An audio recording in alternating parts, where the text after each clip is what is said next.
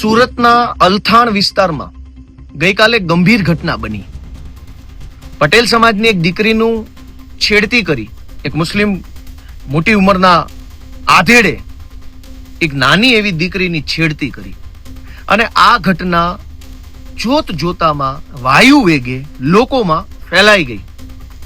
અનેક લોકોની અંદર ગુસ્સો આવ્યો, આક્રોશ આવ્યો, લોકોને આ વાતથી નારાજગી થઈ અને સ્વયંભૂ પટેલ સમાજના આગેવાનો, એસપીજી ગ્રુપના આગેવાનો, સામાજિક સંસ્થાઓના આગેવાનો, અલગ અલગ એ વિસ્તારના બધા વડીલો, લીડર્સ અને જનતા પોતે બધા જ સ્વયંભૂ ટોળું વળીને અલથાણ પોલીસ સ્ટેશને પહોંચ્યા. સુરતનું અલથાણ પોલીસ સ્ટેશન.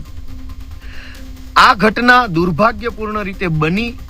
એ ઘટના આપમેળે લોકોમાં ફેલાઈ ગઈ કે આવું કંઈક બન્યું છે. એ વાત ફેલાઈ જતા લોકો આપમેળે એકઠા થયા અને સ્વાભાવિક છે કે લોકોને ગુસ્સો આવે જ. કોઈ પણ દીકરીની છેડતી થાય તો જનતા ગુસ્સે થાય જ. આવી રીતે ગુસ્સામાં આવેલી જનતા પોતાની રજૂઆત લઈને પોલીસ સ્ટેશને ગઈ, અલથાણ પોલીસ સ્ટેશન. ત્યાં શું થયું?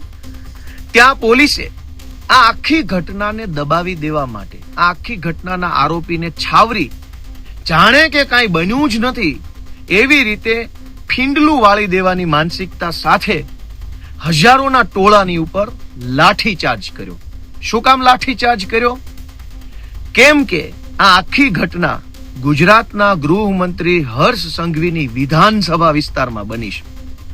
ગુજરાત આખા એની અંદર જઈને પોતાના રાજ્યમાં કેટલી દીકરીઓ સુરક્ષિત છે, સ્ત્રીઓ કેટલી સલામત છે, એની ફાંકા ફોજદારી કરતા ગૃહમંત્રીની વિધાનસભા મત વિસ્તારમાં જ સરેઆમ એક નિર્દોષ દીકરીની છેડતી થઈ. એ ઘટના આખા ગુજરાતમાં ફેલાય નહીં અને દીકરીઓની સલામતીનો ભાંડો ફૂટી જાય નહીં એટલે ગઈકાલે રાત્રે પોલીસ સ્ટેશને રજૂઆત કરવા ગયેલા સામાજિક આગેવાનો ઉપર પોલીસે બેફામ લાઠીચાર્જ કર્યો. અનેક લોકોના હાથ પગમાં ઈજાઓ થઈ, માથામાં ઈજાઓ થઈ અને આ બધા જ લોકો આમ જનતા હતા, સમાજના આગેવાનો હતા. એક પણ પાર્ટીનો એકેય માણસ નહોતો. કેમ કે સ્વયંભૂ હતું. ઘટના પણ અચાનક બની, અચાનક ટોળું ભેગું થયું, અચાનક જ પોલીસ સ્ટેશને ગયા હતા. કોઈ અગાઉથી પ્લાનિંગ કર્યું હોય, આયોજન કર્યું હોય, તારીખ ટાઈમ નાખ્યા હોય, વોટ્સએપમાં મેસેજ કર્યા હોય, ફેસબુક પર પોસ્ટ મૂક્યો, એવું કશું નહોતું. અચાનક જ.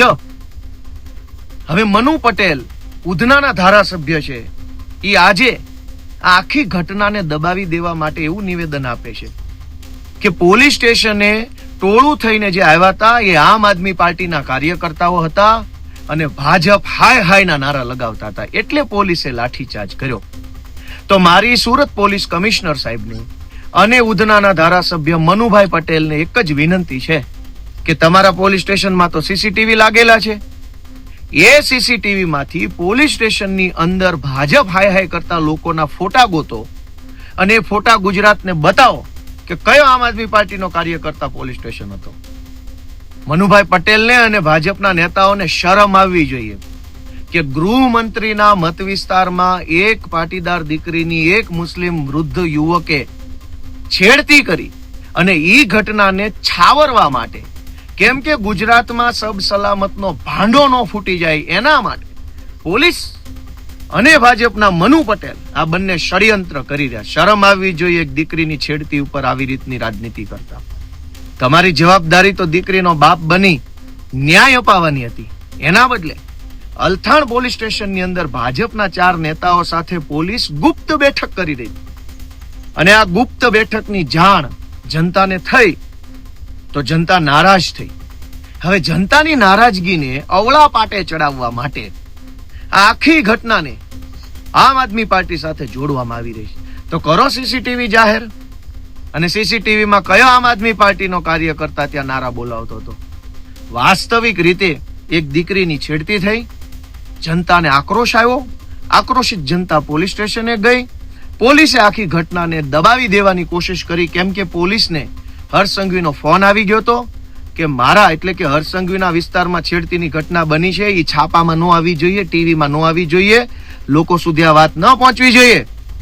પણ લોકોને ખબર પડી ગઈ કે પટેલ સમાજની દીકરીની છેડતી થઈ અને હર્ષ સંઘવીએ પોતાનું નામ ખરાબ ન થાય, પોતાની બહુ મોટી સિંઘમ જેવી જે છબી બનાવી છે એ છબી ધૂળમાં ન મળી જાય, એટલે આખી ઘટનામાં આરોપીને છાવરવાની અને નિર્દોષ લોકોને મારવાની સૂચના આપી. ગઈકાલે જે લાઠીચાર્જ થયો એમાં કોઈ રાજકીય માણસો નહોતા, કોઈ રાજકીય નહોતા. બધા જ લોકો દીકરીનો ભાઈ બનીને કે દીકરીના બાપ બનીને આવ્યા હતા. જેટલા માણસો ત્યાં હતા એ જનતા હતી, કોઈ પાર્ટી વાળા નહોતા. એક તો આવી ઘટના બની, ઉપરથી લોકોને માર માર્યો, ઉપરથી જનતા ઉપર તમે કોઈ બીજી રાજકીય પક્ષના હોવાનો આરોપ મૂકો છો. શરમ નથી આવતી? અને દીકરીઓની છેડતી થાય પછી શું ભાજપ જિંદાબાદ બોલી શકાય? દીકરીઓની છેડતી ગૃહમંત્રીના મત વિસ્તારમાં થાય તો ભાજપ હાય હાય જ હોય, ભાજપની જય ન હોઈ શકે. આજે મારે અલથાણ અને ઉધના એ વિસ્તારમાં રહેતા સમાજના બધા વડીલોને વિનંતી કરવી છે કે કોઈ લુખ્ખા લફંગા ટપોરીએ દીકરીની છેડતી કરી, એ ઘટના બન્યા કરતા પણ વધુ ગંભીર ઘટના એને છાવરવાની જે કોશિશ થઈ ને એ છે. ગુનેગારને જ્યારે છાવરવામાં આવે ત્યારે ગુનેગારની ગુનો કરવાની હિંમત 10 ગણી વધી જાય છે.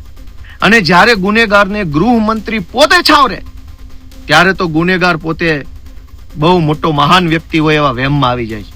કાલે પોલીસે જે લાઠીચાર્જ કર્યો છે, દીકરીની છેડતીના આરોપીને બચાવવાની ભરપૂર કોશિશ કરી છે અને જનતા ઉપર જે દમન કર્યું છે એ સખત શબ્દોમાં હું વખોડી કાઢ્યો છું અને લોકોને અપીલ કરું છું કે ક્યાં સુધી આવું સહન કરશું?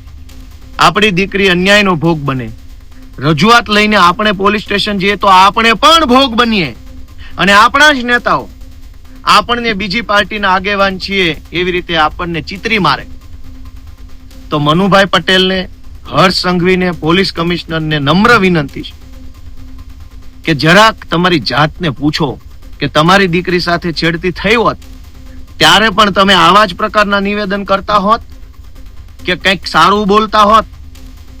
હું સમાજના બધાય લોકોને 2 હાથ જોડીને વિનંતી કરું છું કે હજુ આંખ નહીં ખુલે તો ક્યારે આંખ ખુલશે? અને હજુ આંખ નહીં ખુલે તો હજુ આપણા કેટલા નિર્દોષ સંતાનોનો ભોગ લેવા છે એનો જરાક વિચાર કરો, આત્મા જગાડો, પોતાના મનને ઢંઢોળો અને આપણા બાળકો, આપણા આવનારા ભવિષ્ય માટે થઈ સહેજ જાગૃત બનીને આગળ આવો. જય જય ગરવી ગુજરાત.